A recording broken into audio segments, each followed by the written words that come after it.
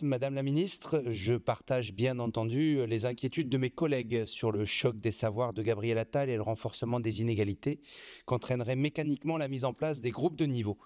Mais je souhaite vous alerter sur un autre type de tri social, un tri à bas bruit, un tri qui passe inaperçu, celui qui affecte les élèves des territoires ruraux. Dans mon département des Alpes de Haute-Provence, plus de la moitié des élèves doivent faire un choix dès l'entrée au lycée. Soit partir en internat, ce qui peut être une très bonne chose quand c'est choisi et non subi et quand il y a de la place, soit passer au moins 2 heures par jour dans les transports. Une journée de lycéen basalpin, c'est bien souvent un départ de la maison à 6h30 pour un retour à 19h, voire 19h30, et ce, sans avoir ne serait-ce que commencé le travail à la maison. Et dans mon département, où il n'y a pas d'université et qui n'offre que très peu de formation post-bac, faire des études supérieures, c'est forcément s'expatrier. Cela implique de se couper de ses attaches familiales et affectives, mais aussi et surtout, cela a un coût pour les familles, inabordable pour beaucoup. Or, toutes les études le montrent, les élèves ruraux s'autorisent des ambitions scolaires nettement inférieures à leurs homologues urbains, quelle que soit leur capacité scolaire. Comme souvent, comme toujours, ce sont les enfants des milieux les plus populaires et ou ayant les parents les moins diplômés qui s'autocensurent le plus dans leurs souhaits pour l'avenir. Comprenons-nous bien, il n'y a pas de bonne ou de mauvaise carrière scolaire, il n'y a pas ceux qui réussissent et ceux qui ne sont rien, pour reprendre un mot tristement célèbre du président, mais en République, chacun doit pouvoir faire ses choix à égalité, en fonction de ses aptitudes et de ses centres d'intérêt. Ce n'est manifestement pas le cas en ruralité. Les territoires éducatifs ruraux, lancés en 2021 sur le modèle discutable des cités éducatives, étaient censés répondre au moins en partie à cette problématique. Mes questions sont donc les suivantes.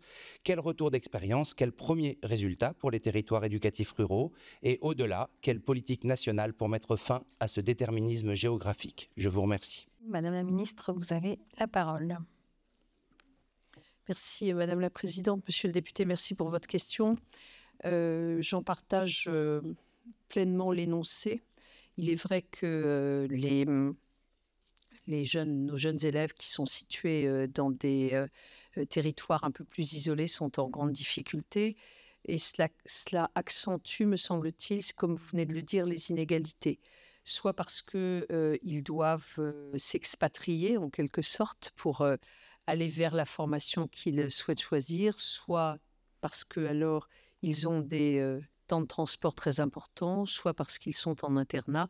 Bref, il y a vraiment des difficultés qui doivent être surmontées. C'est la raison pour laquelle nous devons vraiment faire attention aux territoires éducatifs ruraux. Cette procédure qui est vraiment réfléchie dans sa globalité sur un territoire a permis le développement de 64 territoires éducatifs ruraux l'an passé, à aujourd'hui 201. Donc on voit bien qu'il y a un processus qui est en expansion, et ce qui me semble répondre donc aux objectifs que nous recherchons. Nous travaillons aussi beaucoup, vous le savez, sur les cartes scolaires des établissements de proximité pour pouvoir offrir aux élèves une offre diversifiée. Et puis, nous travaillons au développement des internats pour pouvoir accueillir les élèves dans les meilleures conditions. Voilà, monsieur le député, je viens juste de prendre pleinement la mesure de ce sujet et des réponses que nous y apportons actuellement. J'en connais la vivacité, puisque élu moi-même pendant longtemps d'un territoire rural, je sais parfaitement de quoi il s'agit. Je veillerai en tout cas, je puis vous l'assurer, à ce qu'on puisse essayer de remédier à ces inégalités géographiques le plus possible.